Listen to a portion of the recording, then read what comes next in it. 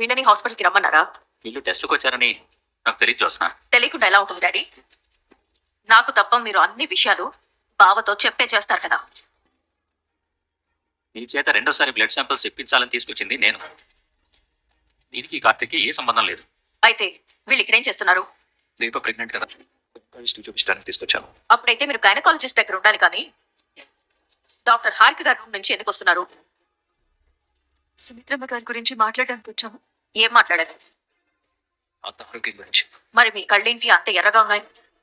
సార్లు బాధలు గుండెలోనే కాదు కూడా దాచుకోవాలి. అంత బాధపడే విషయం డాక్టర్ గారు మీతో ఏం చెప్పారు? కన్న తల్లి ప్రాణం కోసం కడుపులోని ప్రాణాన్ని వదులుకోవాలి. అడిగేది నిన్నే బావా. అయిన వాళ్ళకి వచ్చిన ఆపద తగ్గిన గాయం కంటే ఎక్కువ బాధ పెడుతుంది జోస్నా.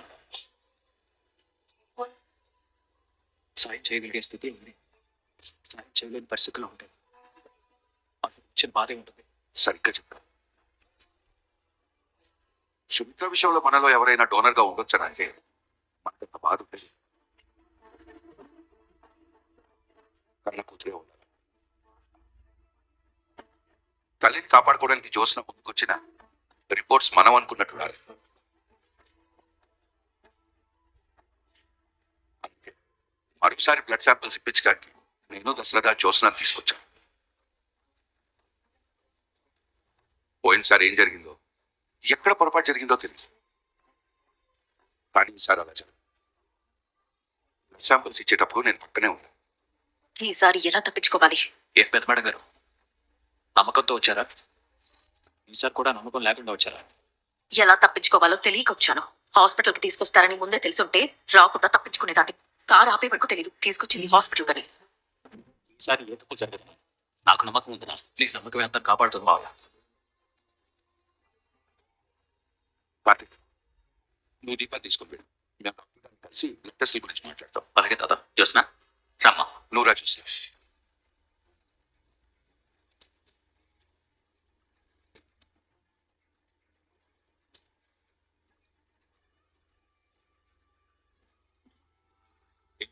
రిపోర్ట్స్ లోపల టేబుల్ మీద ఉన్నాయి.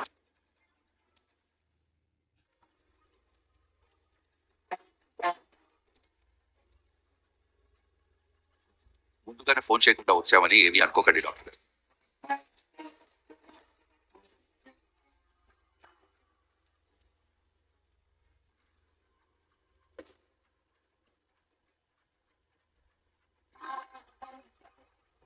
రిపోర్ట్స్ డాక్టర్ గారు దాచారు. మీరేంటి అంత డల్గా ఉన్నారు? ఏమైంది? ప్లీజ్ కూర్చోండి.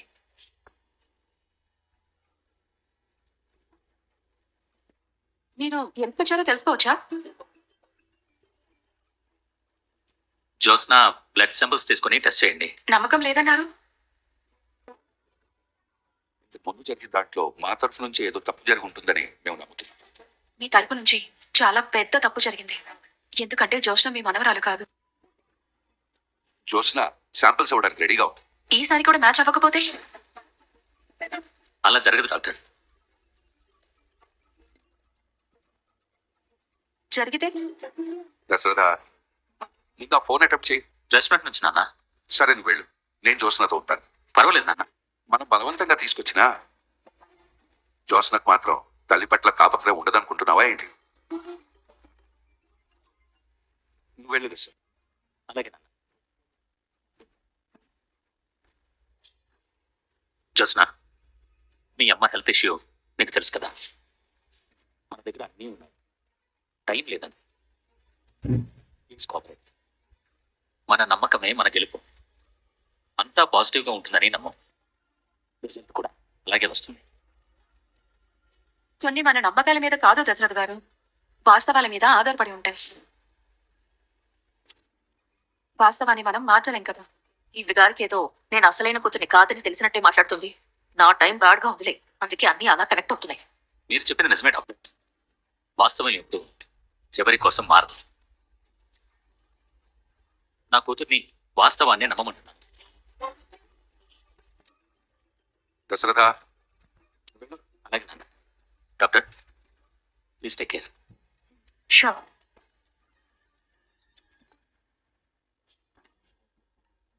చూసావా జోష్న, మీ నాన్నగారు నిన్ను ఎంతలా నమ్ముతున్నారో. ఆ నమ్మకం వెనుక ఎంత ప్రేమ ఉంటుంది. మనల్ని మనం ప్రేమించుకోవడంలో ఎంతో కొంత నిర్లక్ష్యం ఉంటుంది, కానీ ఒక తండ్రి కూతురి మీద చూపించే ప్రేమలో ఎప్పటికీ నిర్లక్ష్యం ఉండదు. మీరు చెప్పింది నిజమే డాక్టర్ గారు. కూతురు మీద తండ్రికి ప్రత్యేకమైన ప్రేమ ఎప్పటికీ అలాగే ఉంది. జోష్న, నాతో రండి. నేను వస్తాను డాక్టర్. సరే, పదండి. పదమ్మా. శాంపిల్స్ కి రిపోర్ట్ లో ఏం వస్తుందో నాకు తెలుసు, కానీ దీపా బావ హాస్పిటల్కి ఎందుకు వచ్చారు? వాళ్ళ కళ్ళు ఎందుకు వచ్చారు? వాళ్ళ కళ్ళు చూస్తుంటే దేనికో బాధపడుతున్నట్టే ఉన్నారు. వాళ్ళు గైనకాలజిస్ట్ ని కలవడానికి కాదు, మరెందుకో వచ్చారు. ఎందుకు వచ్చారో ఇలా తెలుసుకోవాలి. నానా, నన్ను ఎందుకు రమ్మన్నారు? నీతో ఒక చిన్న మాట చెప్పేది, ఆవేశపడకుండా విను. ఇలా వచ్చి కూర్చో. నానా, నా గురించి మీకు తెలుసు. మీరు చెప్పేది విన్నాక నేను ఆవేశపడతానని మీకు అర్థమైనప్పుడు ఎందుకు చెప్పడం చెప్పు. తండ్రిని ఎదిరించేంత పెద్దదానివి నువ్వెప్పుడయ్యావే?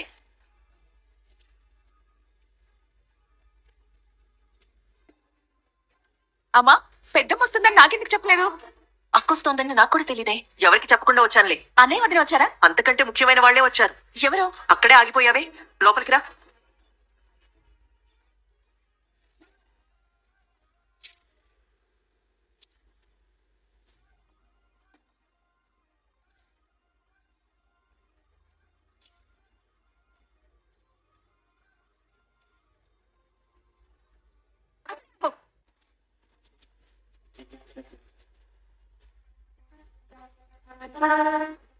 లోపలికి రావడానికి వీల్లేదు. స్వప్న, స్వప్న, పెద్దమ్మ, ఈ మనిషి కారణంగా మనం ఎంత బాధపడ్డామో నేను ఇంకా మర్చిపోలేదు. పెద్ద అహంకారంతో నిండిపోయినా ఇలాంటి పొగరుపోతులకి మనలాంటి వాళ్ళు ఎంత దూరంగా ఉంటే అంత మంచిది. అన్నయ్య వదిలే వచ్చారా అంటే అంతకంటే ముఖ్యమైన వాళ్ళు వచ్చారు అన్నావు. ఈ మనిషినేనా అన్నయ్య వదిన కంటే గొప్పగా చూసేది? స్వప్న, వద్దు, నీ నోటి నుండి నా పేరు ఇష్టం లేదు. ఒక మనిషి తాగుపోతైనా భరించొచ్చు, కానీ మోసగాడైతే భరించలేం. మామయ్య గారు నన్ను క్షమించారు కదా. మా డాడీ మోసం చేసింది మా పెద్దమ్మని, అందుకని నాకు కోపం వచ్చింది, దూరం పెట్టాను. కానీ మా పెద్దమ్మ మా నాన్నని దూరం పెట్టలేదు, మా ఇంటికి రావద్దు అనలేదు. వాళ్ళు భార్యాభర్తలుగా కలిసి ఉన్నారా, పిల్లలకి అమ్మా నాన్నలుగా కలిసి ఉంటున్నారా అన్నది సెకండరీ. మొత్తానికి కలిసి ఉంటున్నారు కదా. నాన్నకి మొదట్లో మా అమ్మ మీద ఉన్న ప్రేమ ఇప్పటికీ అలాగే ఉంది. దాంట్లో ఏ మార్పు లేదు. నీ మీద నాకున్న ప్రేమ అలానే ఉంది స్వప్న, అందులో ఏ మార్పు లేదు. నువ్వు నన్ను చీకొట్టావు కాసి. ఆ పని నువ్వు చేసావు. ఇంట్లో నుంచి పంపించేసింది నువ్వా నేను? ఆపండి. ఇద్దరు కొట్టుకునేలా ఉన్నారు. ఇక్కడ మీరిద్దరే ఉన్నారనుకుంటున్నారా? మీతో పాటు మేము ఉన్నాం. మీ జీవితాలు మీ ఇష్టం అంటే ఎటైనా దూరంగా పోవాల్సింది, కానీ పోలేదుగా. పెళ్లి చేసుకున్న తర్వాత ఇక్కడే ఉన్నారు, మాతోనే ఉన్నారు. ఓ పెద్ద చెట్టు విరిగి ఇంటి మీద పడిపోతే అలాగే వదిలేస్తామా? దాన్ని తీస్తాం, ఇంటిని మళ్ళీ బాగు చేసుకుంటాం, అందులోనే మునిపట్లాగా బతుకుతాం. కొంతకాలం తర్వాత చెట్టు విరిగి పడిన సంగతే మర్చిపోతాం. జీవితం కూడా ఇంతే. విరిగిన చెట్టు లాంటిదే సమస్య కూడా, కూలిపోయిన ఇల్లు లాంటిదే జీవితం కూడా. గతాన్ని మనం మార్చలేకపోవచ్చు, కానీ వర్తమానంలో మనం తీసుకునే నిర్ణయాలు మన భవిష్యత్తును మారుస్తాయి. మనం తీసుకునే నిర్ణయాలు సరైనవి కానప్పుడు మన వాళ్ళే ఆ నిర్ణయాల్ని సరిచేయాలి. నేను సరైన నిర్ణయమే తీసుకున్నాను పెద్దమ్మా. స్వప్న, నన్ను మాట్లాడివ్వండి నాన్న. చెప్తుంది కదే. నేను చెప్తానమ్మా, నా మాట వినరా? నేను కాశీతో కాపురం చేయలేను.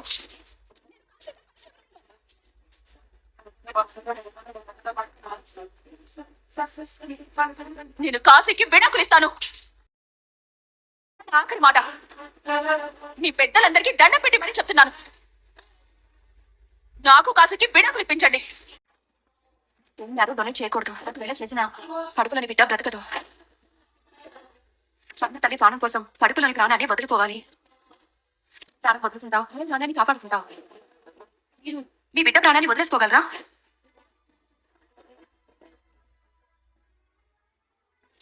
బయటకు వచ్చేంత వరకు నీతో ఉండేది, బయటకు వచ్చిన తర్వాత ఈ నాన్న గుడ్డల మీద ఉంటుంది. కడుపులో బిడ్డ. తల్లినే కంటికి రెప్పలా కాపాడుకున్నవాడిని బిడ్డకి ఏమైనా జరగనిస్తానా? డాక్టర్ గారు ఏమన్నారు? బిడ్డ ఎదుగుదల బాగుంది, ఆరోగ్యంగా ఉందని చెప్పారు.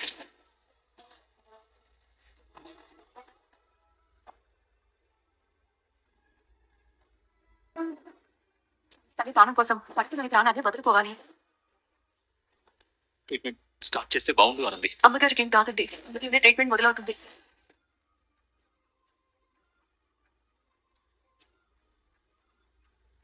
పెట్టాను. నిన్ను పెడితే నా అరచేతుల మీద అడుగులు ఎంచి నడిపిస్తాను. ఆ ఫోటో ఎవరిదనుకుంటున్నావు? నీ ఆయిందే.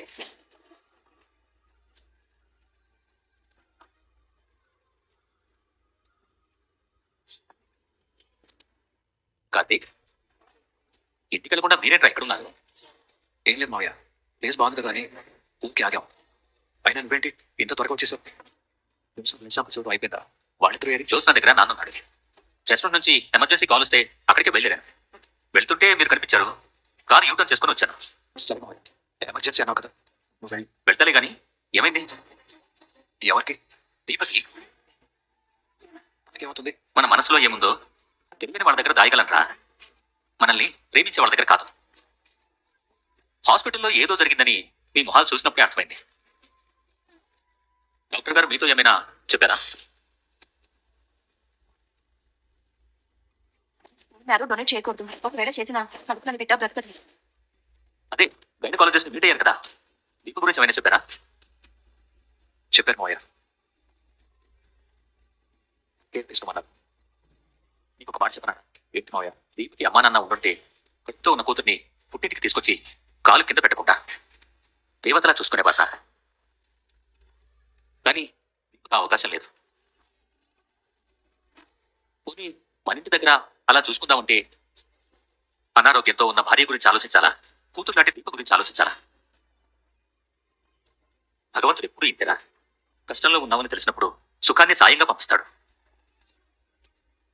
ఆనందంలో ఉన్నామని తెలియగానే దుఃఖాన్ని చిత్తంగా పంపిస్తాడు. కానీ మనిషి గ్రహించలేది ఏంటంటే ఏది శాశ్వతంగా ఉండదు. సుమిత్ర ఏమైపోతుందోనని నాకు భయంగా ఉండేది. తనకి కాదని మీరు చెప్పడం వల్లే నేను ధైర్యంగా ఉన్నాను. అన్న తల్లి ప్రాణం కోసం కడుపులోని ప్రాణాన్ని వదులుకోవాలి. మీ వల్ల నాలో ధైర్యం ఉంది. కానీ ఎందుకో మీ ముఖాల్లో కొత్తగా భయం కనిపిస్తోంది. అలాంటిదేం లేదు సార్. ఉంది సార్. మీరు చెప్పరు, నేనే తెలుసుకుంటాను. మీరు విజిట్ చేసిన గైనకాలజిస్ట్ పేరేంటో చెప్పు. కాలేదు సార్, పిలుపు మార్చినంత తేలిగ్గా నువ్వు మాట మారుస్తావునా? నేను నిన్ను నమ్మను. మీరు గైనకాలజిస్ట్ని కలిశారు. తను దీప కడుపులో ఉన్న బిడ్డ గురించి ఏదో చెప్పుకుంటుంది.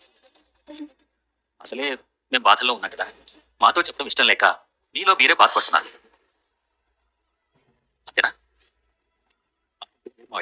నీ మాటలు నమ్మకూడదురా. అమ్మా దీప, నువ్వు చెప్పమ్మా. బిడ్డకి ప్రాబ్లం ఏం లేదు కదా? మీరు డొనేట్ చేయకూడదు. ఒకవేళ చేసిన కడుపులోని బిడ్డ బ్రతకదు. ప్రాబ్లం ఏదైనా ఉంటే చెప్పమ్మా, నేను చూసుకుంటాను. ఎంత ఖర్చైనా పర్వాలేదు. కడుపులో బిడ్డకి మాత్రం ఏం కాకూడదు.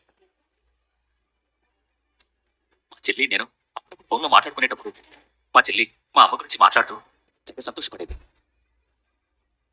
కానీ నువ్వు ప్రెగ్నెంట్ అయిన తర్వాత ఎప్పుడు నీ గురించే మాట్లాడుతుంది. పుట్టబోయే బిడ్డ గురించి చెప్తూ తెగ సంతోషపడుతుంది. నువ్వు కడుపున మోస్తుంది బిడ్డను కదమ్మా, నా చెల్లి సంతోషాన్ని.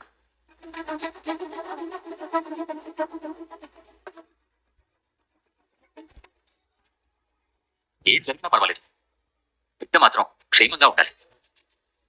ఏంటి సార్, నా బిడ్డ గురించి నాకు తెలుసు అంటావా? ఇప్పుడు కాదా, నీ బిడ్డ పుట్టింది అప్పుడు నీ బిడ్డతో చెప్తాను నీ గురించి. నువ్వు ఇంకా గట్టిగా మాట్లాడితే నీ బిడ్డని నా దగ్గరే పెట్టుకుంటాను. దీప నా కూతురు లాంటిది కాబట్టి నా కూతురుకు పుట్టిన బిడ్డ మీద తాతగా నాకు హక్కు ఉంటుంది. అప్పుడు నా చెల్లిని కూడా నా దగ్గరికి వచ్చేయమంటాను. ఆలోపు సుమిత్రకు కూడా ఆపరేషన్ అయిపోయి నయమైపోతుంది కాబట్టి మేమంతా నీ బిడ్డతో కలిసి ఆడుకుంటూ ఆడిస్తూ కాలం గడిపేస్తాం. లైక్ చేసి ఛానల్ని సబ్స్క్రైబ్ చేసుకోండి. Thank you friends.